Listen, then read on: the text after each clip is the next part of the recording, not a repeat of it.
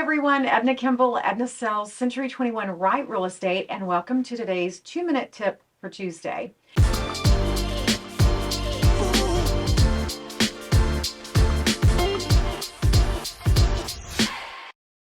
So today we're talking about offers, so you buyers pay attention because here are the top 3 things to get your offer to be considered. Number 1, buyers, you must be aware that regardless of your offer, a seller may accept a cash offer over yours. So unfortunately, cash is king a lot of times. Now, not always, but offering $5,000 to $10,000 over what you would normally offer does not necessarily get you the deal, because maybe the seller is concerned that the home won't appraise, and when it comes to cash, no one needs an appraisal, okay? Number 2, the second item is a pre-approval letter.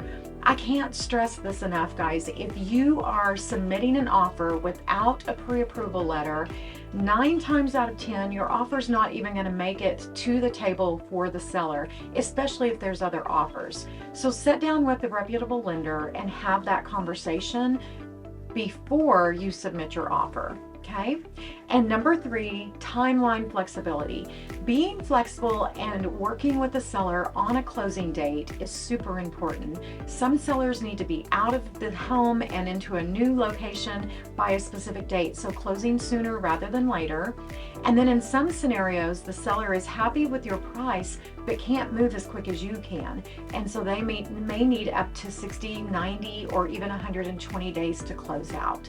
So those are things that you would want to talk to your realtor about, and the realtor can have a conversation with the listing agent and see if the timeline is important. If it's not, then go with your gut and do what you need to do.